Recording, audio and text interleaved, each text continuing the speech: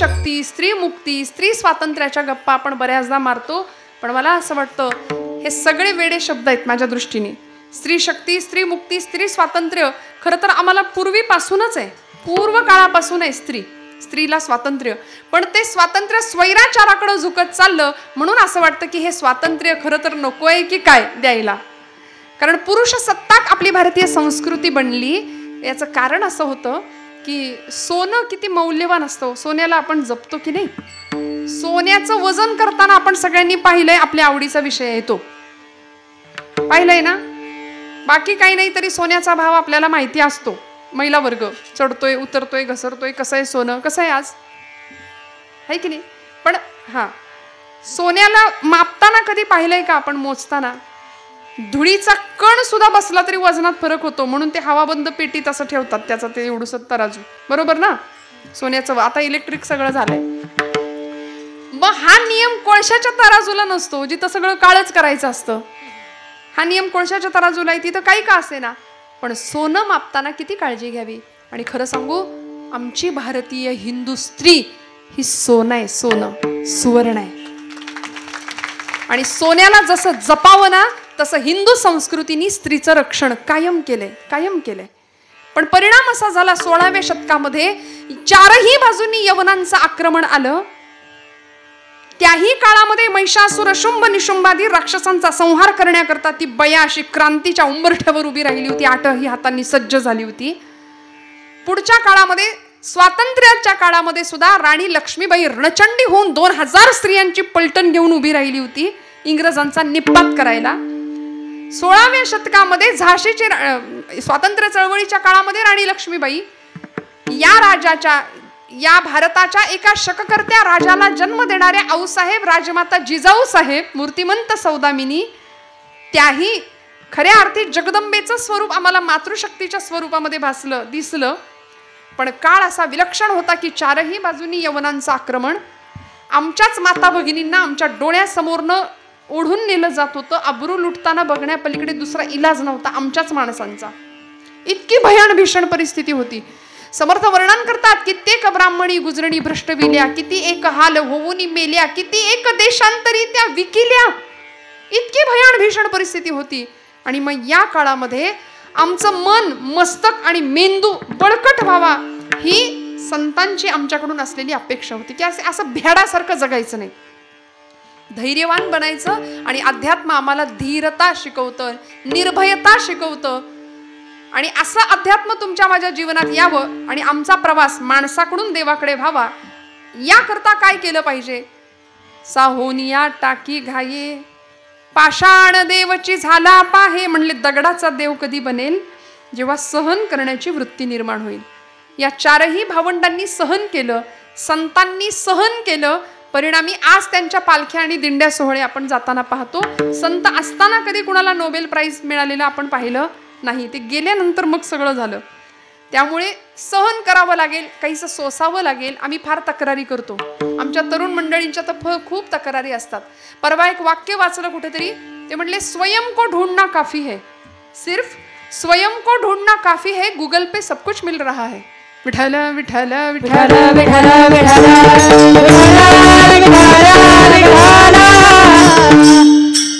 आतमध्ये बघायचंय.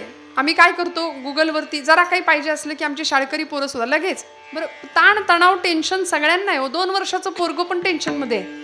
त्याला जर मोबाईल नाही मिळाला तर ते सगळं घर डोक्यावर घेते. मग आई काय करते, पहिलं जेवणाचं ताट देण्याआधी त्याला मोबाईल देते.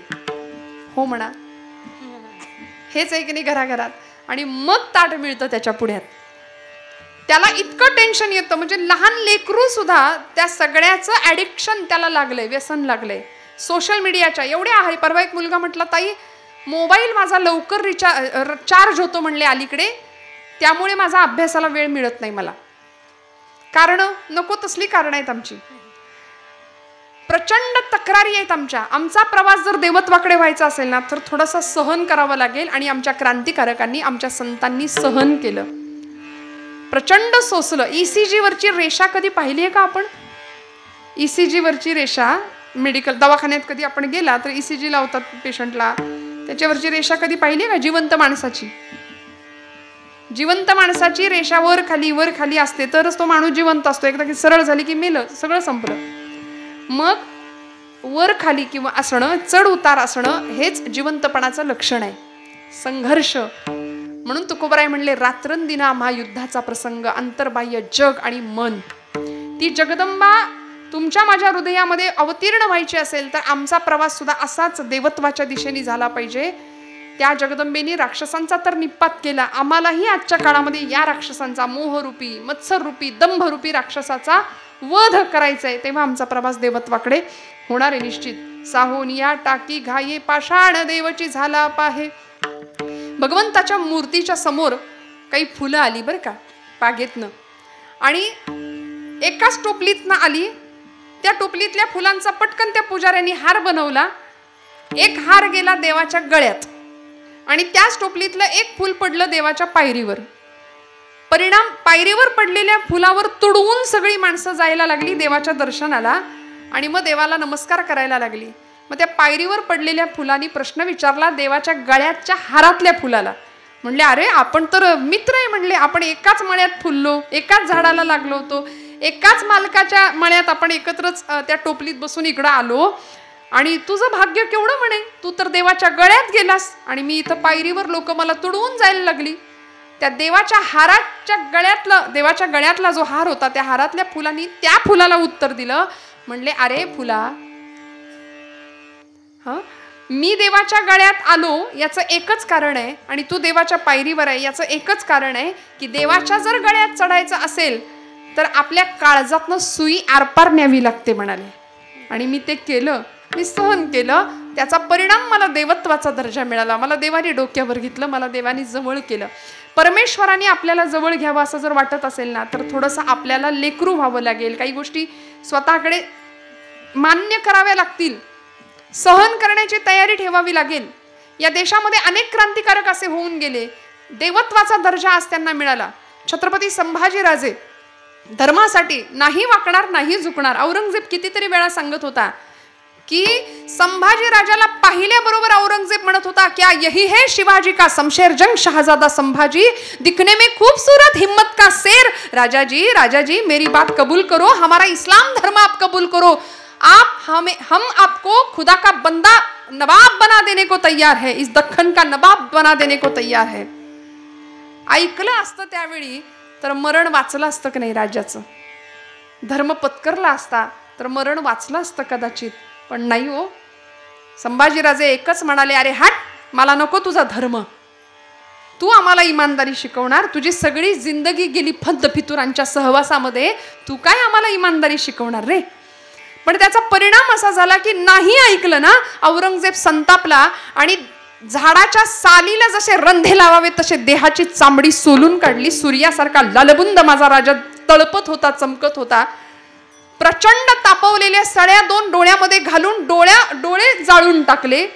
जीभ छाटली, कारण ती जीभ सतत जगदंब जगदंब जगदंब असा उच्चार करत होती. देवी भक्तीची कवड्यांची माळ माझ्या राजाच्या गळ्यात होती. प्रचंड हाल अपेष्टा केल्या. त्या संभाजी महाराजांच्या बरोबर कवी कलश होते सोबत. कवी कलश राजांना म्हणतायत की राजे कविता सुनाओ क्या. संभाजी राजे म्हणाले, कवि कलश, कविराज, रायगढ़ के दरबार में आपकी कविता हमने सुनी है, अब औरंगजेब के सामने आपकी कविता पेश करो.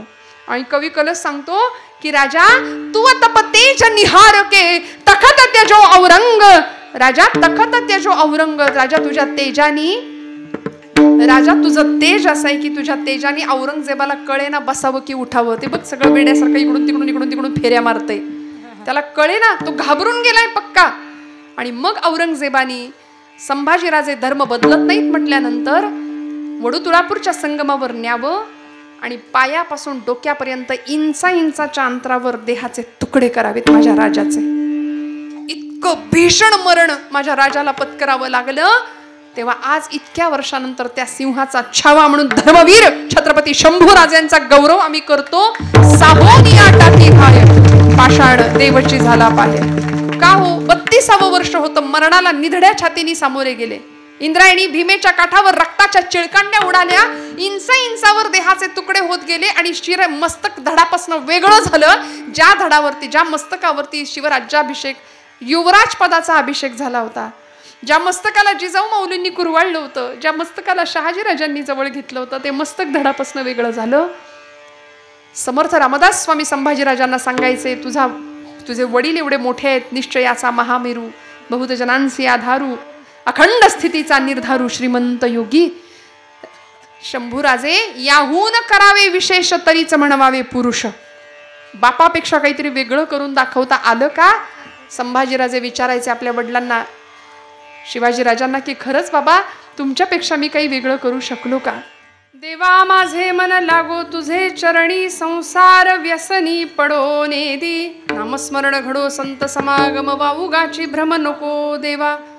मनाची अवस्था अशी झाली पाहिजे म्हणाले, ते मन देवाच्या चरणावर गेलं पाहिजे. तुका म्हणे माझे हेची सर्व सुख, पाहीन श्रीमुख आवडीने. मन तिथे धावलं पाहिजे, मना तेथे धाव घेई, राही विठ्ठलाचे पायी. डोळे तुम्ही घ्या रे सुख, पहा विठोबाचे मुख. मनाची धाव भगवंताच्या जवळच गेली पाहिजे आणि ते मन असं दृढ असलं पाहिजे. आज बघा ना, तुम्ही सगळे इथं उपस्थित आहे, पण मन आहे का इथं? काय म्हणणं आहे का? नक्की का मन फिरतंय सगळीकडं? आम्ही कीर्तनात असतो, पण असतोच असं नाही. आमचं मन सगळीकडं फिरतं. बसल्या जागी आसनांचे बरेच प्रकार करून होतात आमचे. 1.5-2 तासाचा वेळ असतो कीर्तनाची. 1.5-2 तासाच्या वेळेमध्ये सुद्धा मनामध्ये किती विचार येऊन जातात, हे ज्याचं त्यांनी आपलं आत्मपरीक्षण करायचंय. मग तुकोबराय म्हणतात, तयारीती दृढ मन करी साधाया. कारण मनाची दृढता असणं गरजेचं आहे. वाटेल ते झालं तरी चालेल, आम्ही आमचं ध्यान, आम्ही आमचा मार्ग सोडणार नाही. देह जावो अथवा राहो, पांडुरंगी दृढ भावो. अशी अवस्था साधू संतांची होती, सत्पुरुषांची होती. म्हणून तर वाटेल ते प्रसंग आले, पण दृढता पक्की राहिली. म्हणून आपले ध्येय मार्गापासून ते विचलित झाले नाहीत. तयारीती दृढ मन करी साधाया. कारण मोक्षप्राप्तीचं साधन प्राप्त करण्याकरता अनेक संतांनी आपली दृढता पक्की ठेवली. अनेक संतांचं उदाहरण आहे. 5 वर्षाचे आमचे नामदेव महाराज होते, फक्त 5 वर्षाचं. घेण्यासारखं आहे. घरातलं आमचं 5 वर्षाचं पोर, कशाला? मोठी पोरं सुद्धा मिरवणुकीत नाचायला लगेच पुढं असतात. बरं, मी असं म्हटलं की आमच्या भावंडांना राग येतो, ताई तुम्हाला काय प्रॉब्लेम आहे आमच्या नाचण्यावर, म्हणतात मला. गणपती सुद्धा नाचला होता, तिने सुद्धा तांडव नृत्य केलं महिषासुराला मारल्यानंतर. ती शांत होत नव्हती. आचार्यांनी स्तोत्र लिहिलंय तिचं. ऐगिरी नंदिनी नंदित मेदिनी विश्व विनोदिनी नंदनुते, गिरिवर विंध्य शिरोधिनी वासिनी विष्णु विलासिनी जिष्णुनुते. भगवती हे शितिकंठ कुटुंबिनी भूरी कुटुंबिनी भूरी कृते. जय जय हे महिषासुर मर्दिनी रम्यक पर्दिनी शैलसुते. सुरवर वर्षिणी दुर्धर धर्षिणी दुर्मुख मर्षिणी हर्षरते. त्रिभुवन पोषिणी शंकर तोषिणी किल्मिष मोषिणी घोषरते. धनुजनी रोषिणी दितिसुत रोषिणी दुर्मद शोषिणी सिंधुसुते. जय जय हे महिषासुर मर्दिनी रम्यक पर्दिनी शैलसुते. ऐ जगदंब मदंब कदंब वन प्रिय वासिनी हासरते. शिखरी शिरोमणि तुंग हिमालय शृंग निजालय मध्यगते. मधु मधुरे मधु कैटभ गंडिनी कैटभ भंडिनी रासरते. जय जय हे महिषासुर मर्दिनी रम्यक पर्दिनी शैलसुते. रम्यक पर्दिनी शैलसुते. रम्यक पर्दिनी शैलसुते. जगदंबा माता की जय. आई जगदंबेने नृत्य केलं होतं. ती शांत होईना महिषासुराला मारल्यानंतर. प्रचंड अशी रागावलेली होती, ऐकायलाच तयार नाही. एकदा का इकडे राग आला की शांत होतो का लवकर? काय म्हणणं आहे तुमचं मागे? ती जगदंबा जर कोपली घराघरात,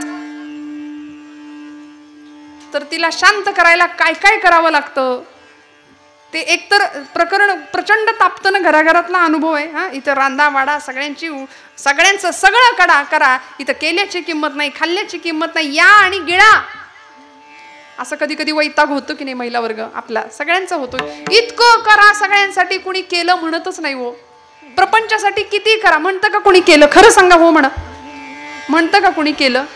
कुणीच म्हणत नाही.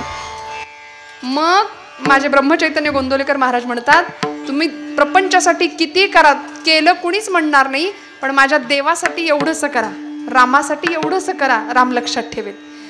नात्यांसाठी किती करा, कुणीच केलं म्हणणार नाही. म्हणून तर ती नाती गोती जी गोत्यात आणतात तीच नाती असतात. फार अडकायचंच नाही त्याच्यात. नातेवाईक ना त्यातली माणसं ही ना त्यातलीच असतात, म्हणले त्याच्यात गुंतायचंच नाही. आहे ना आपलं परम दैवत कुठलं तरी समोर ठेवावं, उपास्य दैवत. संसारात कसं राहायचं म्हणले, यथा कमल पत्राक्ष संतांनी सांगून ठेवलं. आता इको वाढवून ठेवलाय तुम्ही. यथा कमल पत्राक्ष कसं असायचं म्हणजे पाण्यात कमळाचं पान कसं राहतं, ते पाण्यात असतं पण अजिबात भिजत नाही, कोरडं असतं की नाही, तसं संसारात आपण राहायचं म्हणाले. भजन करावे वेळोवेळा,